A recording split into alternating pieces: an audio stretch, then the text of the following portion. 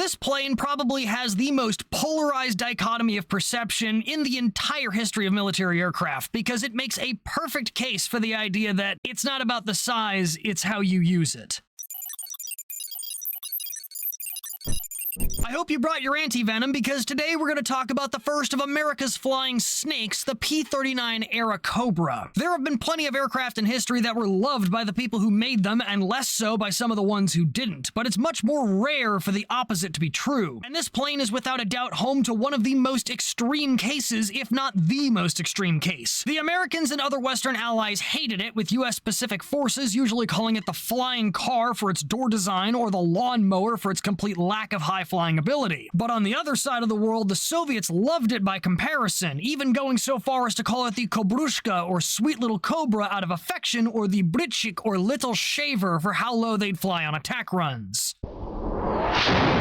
And honestly, I love this aircraft, not because I think it was one of the best planes ever or something like that, but because it was a flying meme. The placement of the engine, the fact that it used a car door for the cockpit, the almost comically oversized caliber of the main cannon compared to almost everything else the US fielded at the time. Yes, I know I have listed off exactly the details that caused some of its biggest problems for its entire service life, but the number of wisecracks and comedic opportunities that have been slept on because of that poor reputation is just a pity. Shame. So we're gonna rectify that today, and as always, that starts at the beginning.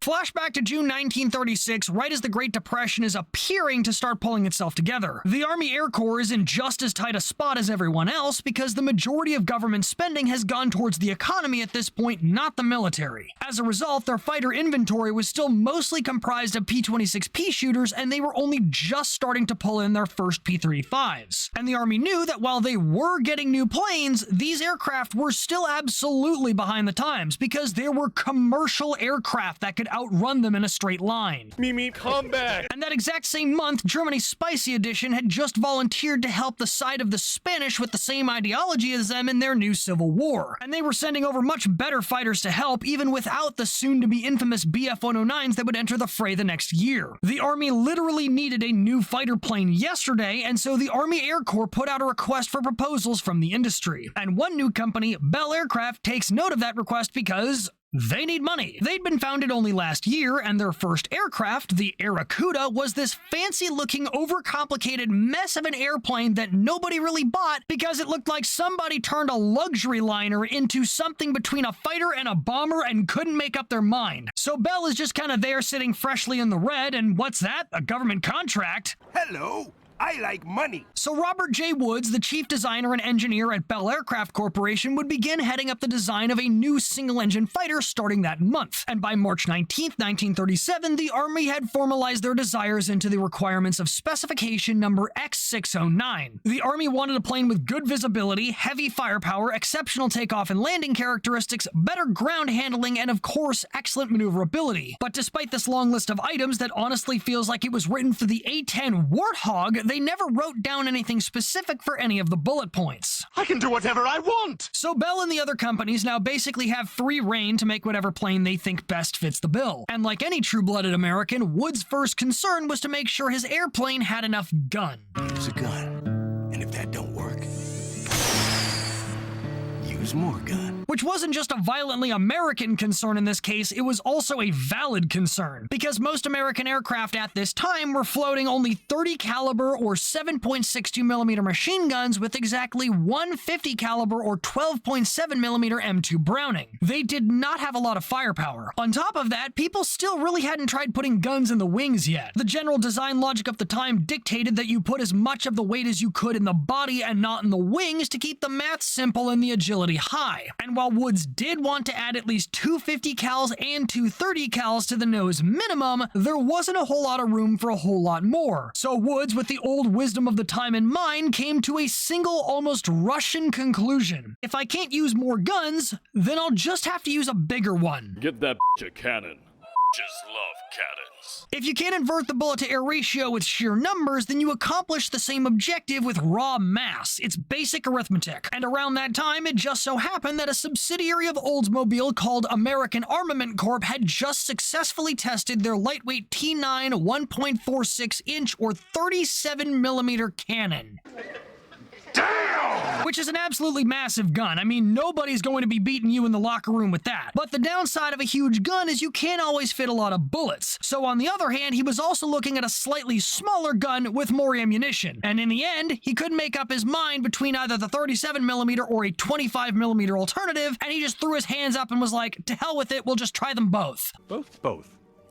But there was another problem with both of these options. Both guns had such long barrels that in order to fit them through the engine shaft like he wanted to, he would have to push the engine back and extend the engine shaft forwards. Naturally, that puts the engine right about where the pilot's supposed to be, so now Woods is just like, well, maybe I can still put the pilot behind the engine for the 25, but the 37 is just massive. That thing would make anybody jealous. I'm gonna have to put the pilot in front of the engine just to fit this thing. So to line that all up, and I'm gonna take this nice and slow, the chief designer named Bob Woods is about to make a fighter plane with the biggest cannon in American aviation to date, and he's gonna have to seat it right between the pilot's legs just to make it fit in the plane. This aircraft is f***ing majestic. Perfect. Everything, down to the last minute details. I'm gonna be honest, I was actually crying laughing, realizing how perfectly the jokes came together, and they just keep coming. I'm gonna stop now. So Woods draws up both of these designs, the Bell Model 3 with the 25mm and the Bell Model 4 with the 37. And then, because Bell apparently needs to be special, he plays another unusual card of giving both of them tricycle landing gear with the steerable wheel in the front so pilots could drive it like a car instead of swinging it like a pole dancer when going down the taxiway. But Mr. Woody still can't pick which one is better. The Model 3 could carry more bullets than the 25, but the Model 4 didn't block your line of sight by existing, so he would throw down yet another draw 2 card and pick the both option a second time. Both is good. He just ends up kicking the decision-making can down the road for the Army to deal with in May 1937, and of course they picked the one with the better visibility, the Model 4, because landing is hard enough when you can see the runway, let alone when the aircraft is giving you a BOGO bargain sale on directional blindfolding. Also, the engine, aka the heaviest part of the plane, was parked right on top of the wing, where the center of gravity roughly needs to be for any aircraft to be stable. Think about it like a lever. The closer the load is to the fulcrum, or the point of rotation, the easier it is to move. So the Model 4's engine placement also meant it was going to turn on a dime. As such, on October 7, 1937, the Army would give Bell a contract for a single Model 4 prototype which they wanted done by August 1938, and Bell got to work. The prototype, labeled the XB-39, came with an all-metal design with fabric-covered controls, and they had originally made the inboard wing sector where the landing gear was completely integrated with the fuselage and bolted in place, which was kind of a pain for maintenance because then you couldn't take off the wing panels to get at the insides without also detaching the landing gear that was holding the whole thing up. So every time they wanted to fix it, they had to grab a crane and all these jigs, set it all up, then take the plane apart, fix it, put it back down, and put everything away. It was a whole ordeal. But resting above that wing section was the cockpit and the engine, which is where the XB-39 started to show Bell's more unique style of aircraft design. For most cockpits, you have to slide the roof back like a convertible and hop in the top. Not for the Airacobra. Bell said forget the fancy stuff, we're going back to the basics, and fitted the cockpit with actual car doors for getting in and out. People thought we were going to have flying cars in the 80s. Little did they realize we had flying cars in the 40s. We were just too busy trying to shoot people with them to call them that. And any good car needs to have a souped-up engine, and mounted on top of the wing, not in front of it like everybody else, was the Allison V1710-17. This 12-cylinder V-shaped engine came with its usual single-stage supercharger, but it also got some more XB-39 specific additions. One of those being an articulated engine shaft to accommodate the bending force from high G-loads connected to the propeller via gearbox to accommodate the centerline death boner, and the other being, believe it or not, a B5 turbo supercharger with an intake duct on the left side. I was not expecting that. Yeah, one of the planes notorious for its complete lack of power at high altitudes did, in fact, have a device that gave it more power at high altitudes.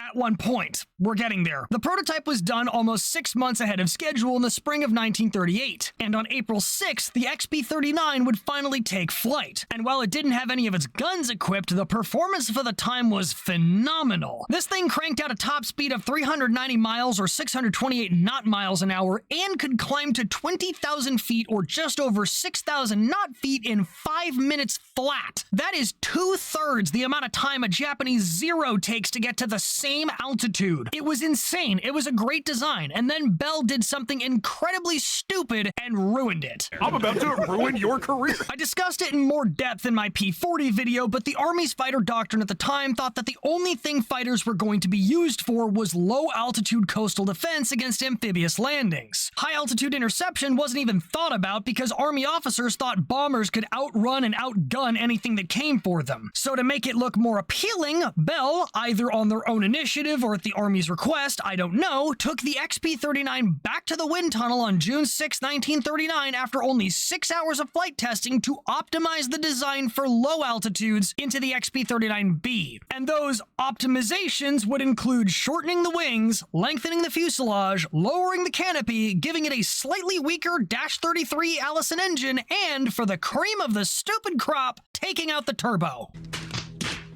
So not only did that take away the high-altitude performance, but it also made the plane heavier and gave it less wing to fly with, which cut into both the agility and the climb rate. So when they took the XP-39B back into the air on November 25, 1939, now it could only climb to 20,000 feet as fast as the early Zeros, aka in 7.5 minutes. And while the low-altitude maneuverability did improve, the top speed decreased by 15 miles an hour to 375 miles or 604 knot miles an hour, and that was at only 15,000 feet or 4,500 meters. This also made it probably one of the only aircraft I've seen, and definitely the first I've come across, that got actively worse when it was made from a prototype into a full-fledged fighter. Y'all built different. I'm built incorrectly.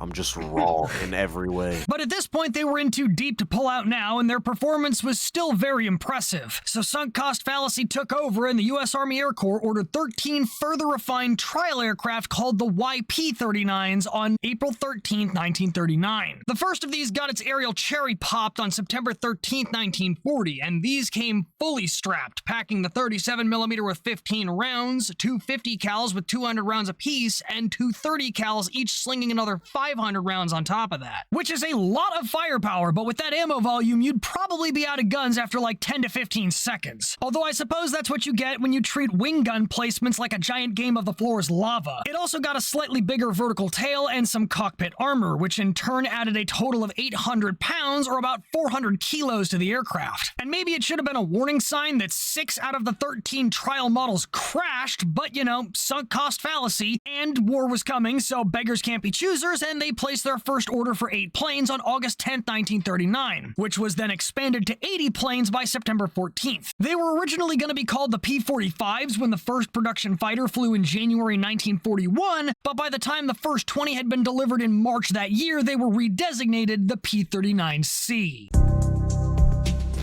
The Airacobra C was a modest machine at best, given the complete downgrades it got in the prototype phase, and it wasn't even completely combat ready. Even with an uprated engine, battle reports from across the pond made it crystal clear that it was missing a lot of what it needed to survive. Drop tanks, more armor, self-sealing tanks, more bullets. Basically, they needed more plane in the same plane. So that's what they did. 20 of those P-39s were built as P-39Cs, and the other 60 from the first order of 80 were built as P-39Ds, which would be the first model to enter formal service in February 1941 and see combat. They got all of the above. They got a centerline hardpoint for either up to a 300-gallon drop tank or a 250 or 500-pound bomb. They got more armor. They got self-sealing fuel tanks at the cost of total capacity down to 120 gallons or 450 knot gallons, and they figured out a way to add more gun. I'll keep him off you. Oh my god, dude. Get him off me. He's not gonna enter my zip code, bro. Bell finally decided to grow up from the children's games and put guns in the wings, so they ripped the 30s out of the nose,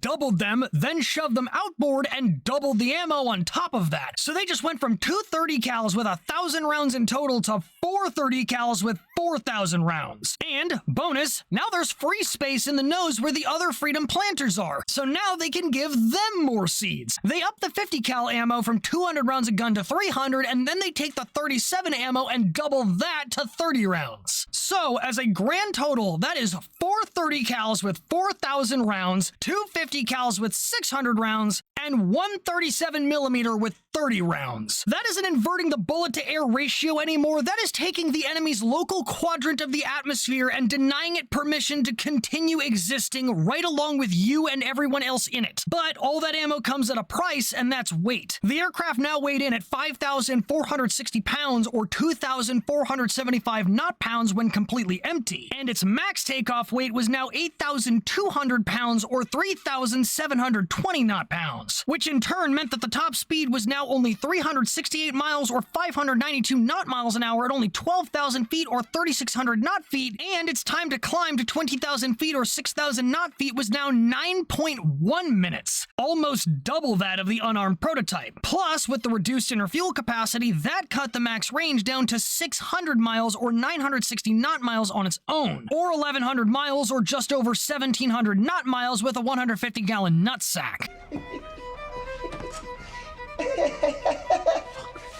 But just like the P-40, these were the best fighters the Army had available, so they would make a bunch of them in two primary variants. There was the base model, and then there were about 190 others built as the P-39 D1s, which replaced the Shaft of Doom with a smaller 20mm Hispano-Suiza 404 cannon down the middle instead. These were export versions for the Brits, but those were not the same as the P-400s. That was a slight modification of the D1s that used the British 7.7s instead of American 7.62s. Except for the almost 120 that were taken back into American service and refitted with their own guns, but kept the 400 designation. Definitely not confusing, but whatever. Also, they just went back to the 37mm guns after that because, well... just wanted to feel the power between my legs, brother. That was the bulk of the D fleet, though, because the rest were small batches of D1s with slight changes, like a better engine for the D2 or the Kodak K24 or K25 gun cameras for the D3s and D4s. Because, as we all know, Pixar, it didn't happen. But much like any plane that's just available, the P-39s had some quirks, and not really the fun kind. The tricycle landing gear was great for handling, but the long legs would vibrate like your girlfriend's favorite toy if they went too fast over rougher taxiways, so these flying Autobots wouldn't be rolling out in a hurry. Then there was the car door for getting in and out of the cockpit, which, again, Bella probably put in there to make it easier to get into the plane on the ground. Problem, it also made it difficult to safely get out of the plane in the air. See, in most planes, you grab the canopy, throw it back like a dance floor, and then bail like you pissed off the hot girl's boyfriend, clearing the tail by going over the top of the stabilizer. But with the car door to get out, the pilots would have to bail out sideways, which basically guaranteed them a one-way ticket to the stabilizer. Now, in this case, any sane man would simply turn off the servers before anyone else got hurt, but because you've now been awake long enough to think the government is run by Flubar, king of the mole man, the best idea that comes to your mind is to double, triple, and quadruple down, and try to make it look like this is all part of your master plan instead of an ever-spiraling series of events that you have long since lost control of. Ironically, this problem made the durability of the aircraft stand out even more, because pilots would try to stay in their shot-up P-39s for as long as possible so they wouldn't get guillotined by their own aircraft. And while that armor might not have been good for the speed or climb rate, it was pretty great for getting the pilot back to base. So the P-39 is great at getting you to the fight in one piece, and it should be at least decent at getting you back from the fight in one piece, right? Wrong. Even if you still came back from the fighting a complete victor with all of your bullets thrown at the enemy, the P-39 still wasn't going to cut you a break, because it was almost as dangerous to fly the plane back home in one piece as it was to try and leave it in several pieces. Like I said before, the center engine placement increases the P-39's maneuverability by moving the heaviest object towards the middle, meaning that the biggest object that requires the most effort to move is no longer as far away from the center of gravity, like a giant flying lever. And when you push the load closer to the flying fulcrum, that means you don't need as much force to turn, or you can apply the same amount of force and turn more. Yes, science! And that process makes the aircraft more naturally willing to move or more unstable. If that sounds familiar, it's because the F-16 fighter jet does the same thing. However, this is the 40s, not the 70s. The US doesn't have electric computers or fly-by-wire or any of that fancy shit yet, so if you shift or change the balance of your airplane too much, there's no plan B or mechanical condom to save your body from being impregnated by a bunch of rocks. So if you, say, lost the weight of your heavy ammunition because you shot it all at a motherfucker, that means your plane gets even more thinly balanced. I'm trying to tell you that the P-39 was just the flying version of a pickup truck with a massive lift kit on it, because it overcompensates for its lack of stability with the sheer volume of additional shit on board. And when that additional shit, aka the ammunition, is gone, its true unstable colors are exposed, and something as simple as the fuel sloshing around in the tanks in a quick hard turn can send you into a forever turn that's almost impossible to stop. And fuel sloshing would slap the P-39 harder than most because all the gas had to be put in the wings, aka farther from the center of gravity. Turns out the exact reason that Bell engineers tried to put the engine over the wings when the gun forced it back is also roughly the same reason most designers tried to center the fuel tanks in the fuselage over the wings. The change in mass from burning gas is a lot less noticeable when the tank is located right on that fulcrum, because you don't need a whole lot of force to adapt that lever equation mid-flight. Then you can pump fuel from the wing tanks first to make your aircraft more stable over time, but with the engine in the way of that, Bell couldn't add more gas to the center body to have that luxury. It would only make the Airacobra even more of a born stunt plane, because then it would jump at the chance to demonstrate how quickly it could become a Beyblade of doom and make your colon let it rip. I am unstoppable. No. Unstable. That's the one. The spin was so intense that even if a pilot did recover from it, it was usually impossible to fly it back afterwards because the spin would bend the tail, and it wasn't until some of the last models ever built that they fixed that. The Soviets, who got these on Lend-Lease later, even went so far as to make a training film for their pilots called The Corkscrew of the Airacobra. So you've got poor ground handling, it's hard to escape the plane through that car door, and then you've got your stability characteristics to worry about. If you haven't caught my drift by this point, the P-39 needed razor-sharp instincts and fine-tuned attention spans to fly it. And in the words of an American World War II documentary showcasing the aircraft, quote, "You want to treat this airplane like a lady. Don't try to be fast or rough if you expect to get along with her. Because if you had a skill issue with flying Miss P-39, she'd turn around and rectify that in a hurry," as every pilot would learn when they finally got seriously introduced.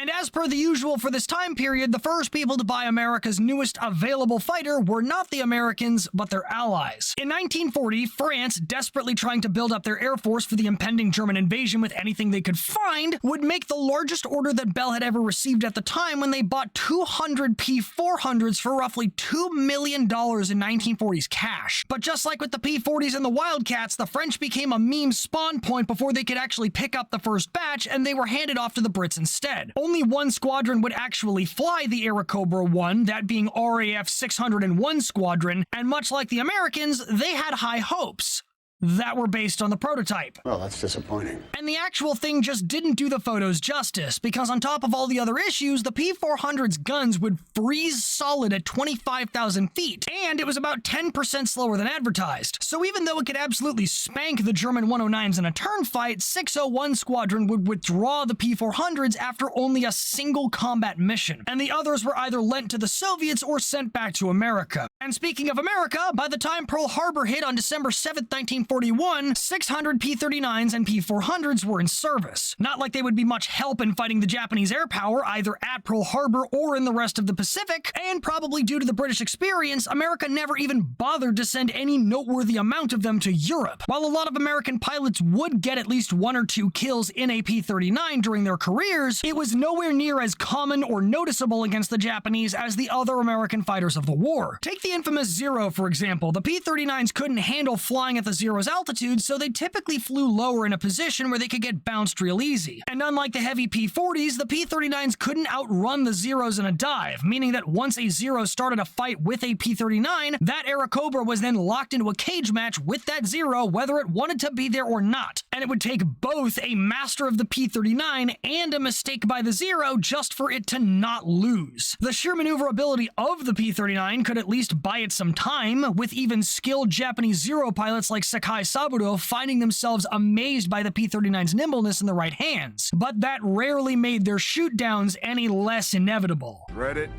run from it, destiny arrives all the same. Even in Australian hands, they usually just wound up being stopgap solutions and flying meat shields to buy some time for the more experienced pilots to show up with better planes, like with the defense of Port Moresby starting on April 6, 1942, where they held the line long enough for the Aussies to bring in P-38s and P-40s. The only real fame they saw in the Pacific was either pounding the planet with a literal wall of lead, helping American P-38s and Canadian P-40s to defend the Aleutian Islands in the second half of 1942, or just being a spare parts farm for the Grunts and Crafts project of eventually President John F. Kennedy's PT boat. There was one American pilot named William Fiedler who did make ace in the P-39 over the skies of Guadalcanal, but exactly 2 weeks after making that achievement, his plane got wiped out by a P-38's crash landing while he was still in it, and he would die from his injuries. So this plane is just being a complete constant curse to everybody on the field, except the Soviets. And the Soviet connection to the P-39 actually started before it even entered production. Backtrack to 1939. The Soviet Union, probably through intelligence measures, somehow came across some reports on the Airacobra's design. And they liked it so much that they came to a very Soviet par for the course decision. I think I'm about to steal! However, they couldn't actually get their hands on one because by 1939, Bell hadn't even started producing it yet. So they figured if they couldn't steal a copy, they'd make one. There were 3 attempts made at this cloning idea, and the second one was the only one to make any headway, the GU-1, which started up in 1940. But then, summer 1941 rolls around, Operation Barbarossa kicks off, and the Soviets suddenly have a metric ton of other priorities, like not getting their factories bombed into the Cretaceous period. So the GU-1 wouldn't become so much as a prototype until 1943, which ultimately didn't go anywhere but down because it would immediately crash and kill the test pilot. So the GU-1 and the idea of stealing the Airacobra's concept pretty much got thrown out the window. Well, that settles it. I'm going traveling. Which was fine because they wouldn't have to steal it. After the Germans hit the Red Air Force's back with the Bane Special in the opening weeks of Barbarossa, the Brits offered to lend them aircraft to help rebuild their air force quickly. And after they sent some Hurricanes, which the Soviets did not like, they would start sending Lend-Leased American planes like the Airacobras, the first of which arrived in December 1941 and were most likely P-400s or the P-39 D1 export models. Also, a fun fact, the Soviets usually mispronounced or miswrote the aircraft's name as Airacobra instead of Airacobra. And much like the spelling, the Airacobras also had plenty of Soviet-specific issues. Since it also used the Allison engine with the silver crankshaft bearings just like the P-40 did, it would also learn that Soviet gasoline and Allison engines mixed like communism and capitalism, aka not for very long. So the engine rarely made it to its full 250 hours of life before it seized up, and that was actually more dangerous in P-39s than P-40s, because the rudder cables ran right past the crankshaft, so if the plane threw a rod, it could also cut you off the rudder. There were several attempts to modify some aircraft with Soviet engines, just like with the P-40s, and a few of them even got Russian guns. But with the sheer volume of P-39s that were sent over, I suspect that the spare parts issues that plagued the P-40s were either less noticed or more overlooked, because they would receive a larger share of parts than their plus ones, either from overall shipments, because their squadrons would do better in general, or from just having more planes to cannibalize. Alistair! Do you mind? I'm in the middle of breakfast. P-39s also shared the P-40 issue of Soviet pilots redlining the engine and burning it out in 10 minutes flat, and there were also some cases where excessive vibrations, possibly also from the industrial consequences of the Bolshevik Revolution, caused the fuel pipes to crack and suddenly catch fire. Then there was the fighting ability. Even while trimming the Siberian brush, it still wasn't as maneuverable or quick as the later model Lavochkin and Yakovlev fighters like the LA-5 and Yak-9. Plus, the hedge trimming flight pattern would almost always give the Germans the advantage in a fight. But probably the thing that pissed off the Soviets the most was that, for some reason, which also possibly contributed to the lack of Allied success just as much as the altitude issues, Bell had given the 37mm cannon and the machine guns separate triggers. And because of where the cannon trigger was placed, it would screw up your aim when you went to use it. It ended up being such a pain that Soviet ace and aircraft mechanic Alexander Pokrishkin would elect to completely redesign the control handle. He figured out that you could just rewire the main trigger to fire all the DACA at once, and then he ordered that modification be made to his plane, his squadron's planes, and eventually those of his entire regiment. And when his squadron engineer looked at him like, "I can't do that without the manufacturer's permission," Pokrishkin basically responds with, "To hell with their permission, the manufacturers are not fighting the war, we are. Just do it, everyone will thank you. And that's what they did. When the system fails, you do the last thing anyone wants to see you do and improvise. Game recognized game, and I will raise a shot to Pokrishkin for that. Cheers, bro. I'll drink to that. Also, it's important to recognize that Pokrishkin was an ace pilot, meaning air-to-air combat, because while the Soviets did nickname the P-39 the Little Shaver for its ability to mow the lawn in low-level attack runs, the idea that it was only a ground attack plane appears to be a mistranslation of the Russian role of providing air cover for ground troops. In fact, Soviet P-39s were only supplied with high explosive rounds for the 37s. They never had the armor-piercing rounds needed to make it any kind of tank buster. But that was fine, because a 37mm cannon is still a freaking 37mm cannon. Shoving that in somebody's back door is gonna rip you a new one no matter what it's filled with, so you only really need one shot to turn an airplane into a ground plane. Haven't you heard the new sensation sweeping the nation? Bitches love cannons. And Soviet pilots could usually get 3 or 4 planes a run out of their P-39s because they'd wait until the last possible minute to take the shot. Just be quiet and let me... Hey, police girl. Hey, police girl. There! I took the f***ing shot! She's dead! There's blood everywhere!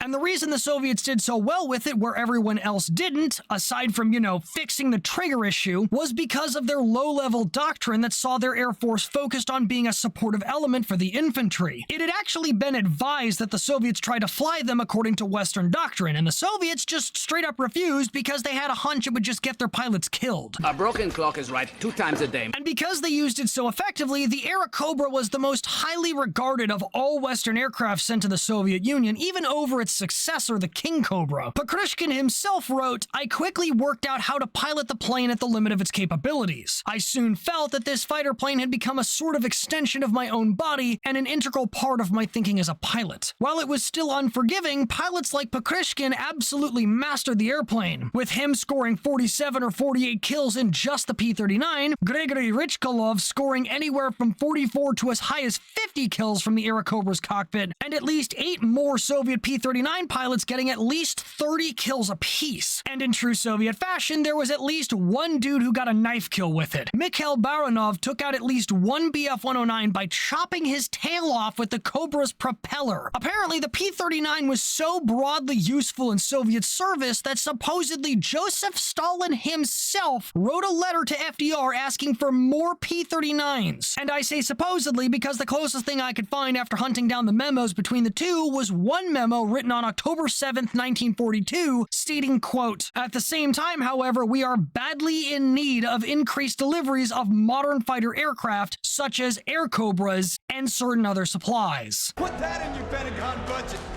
Now, to be fair, that isn't an explicitly made request for the aircraft itself. He's just using it as an example. And immediately after that, he goes on to claim that late-model P-40s are no match for modern German fighters. Despite the combat experience of the other allies, the combat records of JG-54, and even the Soviet 126th IAP's combat record dictating completely otherwise in the right hands, so that entire statement may lean more towards him hating the P-40 than liking the P-39. However, the fact that the premier of the Soviet Union himself, the guy who is in charge of the whole operation and has his fingers in all the pies, had enough feedback from his entire war machine to express any preference for an American machine at all, still speaks a noticeable volume of the aircraft's capabilities in Soviet hands, against planes that were most likely later model Bf-109s and FW-190s. This isn't a victory. This is...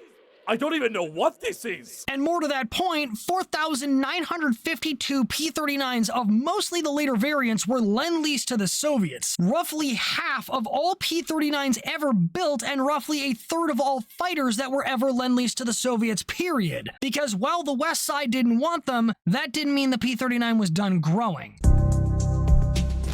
Now, if you look at the most commonly preserved designations in museums, you'd know that the P-39 goes all the way up to the P-39Q. And since each letter means a new variant, that would imply there were no fewer than 13 different variants, right? Not really. After the P-39D, there was the XP-39E, which was supposed to be an improved 39D but wasn't and therefore ditched, the P-39F, which got a different propeller, the P-39's G, H, and I, which were friggin' skipped, the P-39J, which had a slightly better Allison engine, the P-39 P-39K, which had an even better Allison engine, the P-39L, which got another different propeller, and the P-39M, which got an even better Allison engine to improve higher altitude performance, and was the first variant to actually carry a centerline fuel tank on the regular of either the 75-gallon or 150-gallon types. Kept you waiting, huh? This aircraft was basically just the Allison engine's private testbed, and everything up to the P-39J was limited to production groups of 20-ish planes, while the P-39 KLM airlines were built with at least 200 a batch, with small numbers of each later converted to recon planes. But all of these were basically just prep work for the next model, the P-39N. That one, sometimes also called the P-39N0, entered production and service in 1942, and got an even better Allison engine than everything before it, and all but the first 160 units ditched 3 of their internal fuel tanks to save weight, with the option to field mod them back in. Then there were a ton of N1s with a bigger propeller, some N2s and N3s that were recon conversions of N0s and N1s, and then there were a bunch of N5s with a Razorback armor plate instead of the rear windscreen. But by 1943, Bell had skipped 2 more letters and gone straight to the final letter of Q. Pretty much all subvariants from the Q1 to the Q30 were pretty much the same with some transitional changes. Originally, they had the same lower fuel capacity as the later 39Ns, but the biggest difference was swapping the 4 wing-mounted 30 cals for a pair of underwing 50s. And that change in guns had been largely requested by the Soviets, which was perfect since they'd eventually get 3,300 P-39Qs sent over of the 4,905 built. But they wanted to get rid of them because they'd gotten tired of the 30 cals all the way back on the Hurricanes, probably after the Germans airdropped a message on a Hurricane airbase in Yaroslavl in early 1942, asking the Soviets not to scratch their aircraft's paint. Damn! Which is a hell of a burn by Germany, but in hindsight, they probably should have kept their mouths shut, because we Americans love sharing our 50 cal BMG ammo, and if the Germans wanted more, well, all you had to do was ask! Later on, though, the P-39Qs would have the original fuel tanks put back and the underwing 50s removed altogether. Turns out the old nose guns only philosophy came full circle, and the Soviets liked the Airacobra's performance better without the wing weapons. So they'd been yoinking the wing guns off their Qs the entire time, and even before the Qs came out. Pokrishkin himself had stripped the 30 cals from the wings of his P-39N at one point, and I mean, look at his kill count, he clearly didn't miss them. The 39Q would also have 12 trainer conversions, some of which were supplied to the Soviets and inspired to make a few of their own called the TP-39s. There were also a few other countries to add Airacobras to their ranks towards the end of the war as well. The French would finally get a hold of some as the Free French in mid-1943, Italy grabbed a handful in 1944 to fight the Germans and pro-Axis leftovers after they surrendered to us, a few were interned in and later bought by the neutral country of Portugal but never used, and 2 of them somehow ended up in Poland, which I suspect was the Soviets' fault. All told, 9,854 P-39s of all types would be built from January 1941 to August 1944. But despite that production volume, only 320.5 kills were scored by American pilots, mostly in the Pacific. Smooth on. However, there is a claim made by Wikipedia, not that I'm sure I believe it because it's frickin' Wikipedia and I can't find it anywhere else, that the P-39 shot down over 2,400 aircraft in Soviet service alone, which has led that website and those citing it to mistakenly claim that it has the highest kill count of any US-built fighter. It doesn't. From what I can tell, the P-51 and several other American fighters more than doubled that total to over 5,000. Maybe it had the highest kill count of any US fighter in foreign service, and I would believe that with the number of kills racked up by Soviet pilots individually, but under no circumstance did it have the best overall. America and many of its allies would get rid of their stocks by the end of the war, but the P-39s would live a little longer in Soviet service until 1949, and then a few years past that in Italian service until 1951. A few of them would even be modified into racing planes later, one of which was flown by Alvin Tex Johnston, the man who would later barrel roll a Boeing 707. But with the bulk of its service to its parent nation shrouded in doubt and its successful service in the hands of America's newest enemy, it would take a long time for the aircraft's better history to come to light. So I hope you can see it now. Thank you for watching. We got merch and other links in the description and now underneath the video in your standard viewing window. And if you want to watch my Twitch streams but can't catch them live, go check out my VOD channel linked up in the corner there. And as always, if you like what you saw, please consider checking out some of my other videos. You might like what you find. Until next time, dismissed.